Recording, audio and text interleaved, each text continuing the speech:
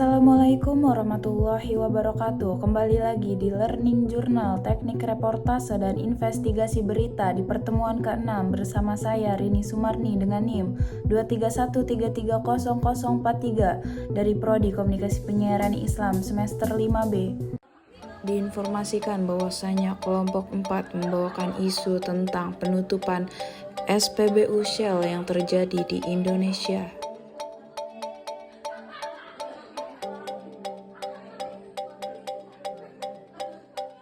5B. Pemirsa, media kerap kali disebut sebagai the fourth estate, yaitu kekuatan keempat setelah eksekutif, legislatif, dan yudikatif. Fungsi ini semakin vital di era globalisasi informasi ketika publik disuguhi arus berita yang begitu deras, baik dari media sosial. Dengan melimpahnya informasi tersebut seringkali tidak diiringi dengan kualitas penyajian yang memadai, baik dari segi kedalaman, ketepatan maupun integritas.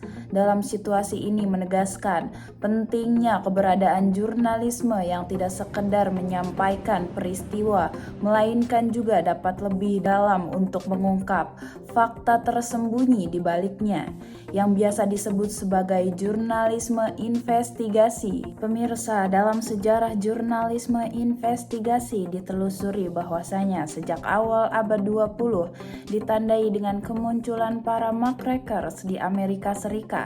Kelompok jurnalisme itu menyoroti isu-isu penting melalui laporan kritis terkait praktik monopoli bisnis, korupsi politik, serta berbagai ketidakadilan sosial. Dalam era digital, jurnalisme investigasi mengalami perubahan besar dalam praktiknya.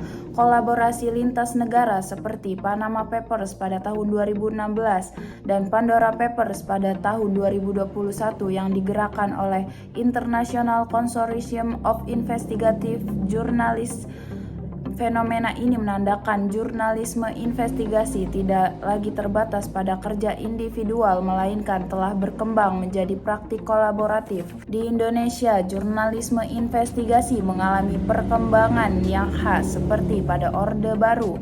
Pers berada di bawah tekanan kuat melalui represi dan sensor ketat, sehingga peluang melakukan investigasi sangat terbatas. Namun, sejumlah media seperti Tempo tetap mengungkap isu penting meskipun harus menghadapi ancaman. Namun ketika era reformasi tahun 1998, situasi ini pun berubah, ditandai dengan hadirnya Undang-Undang Kebebasan Pers.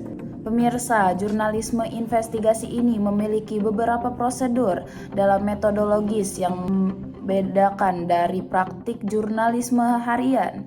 Menurut Horizon 2020, terdapat 6 tahapan, diantaranya yang pertama, memilih isu yang relevansi dan kepentingan publik yang tinggi. Lalu yang kedua, melakukan riset awal melalui penelusuran dokumen dan data publik. Lalu yang ketiga, menelusuri arsip trail. Yang keempat, menggali paper trail dengan mewawancarai sumber kunci. Lalu yang kelima, melakukan verifikasi berlapis guna menjamin akurasi informasi. Lalu yang keenam, menyusun laporan dengan narasi yang mendalam. Dilihat dari karakternya, jurnalisme investigasi ini memiliki perbedaan mendasar dengan jurnalisme lainnya karena berupaya menelusuri lebih jauh aspek mengapa dan bagaimana dengan proses yang memakan waktu panjang. Dapat ditegaskan bahwasanya jurnalisme investigasi ini memegang peranan krusial dalam menjaga kualitas demokrasi. Mungkin itu saja yang dapat saya sampaikan. Terima kasih dan sampai jumpa.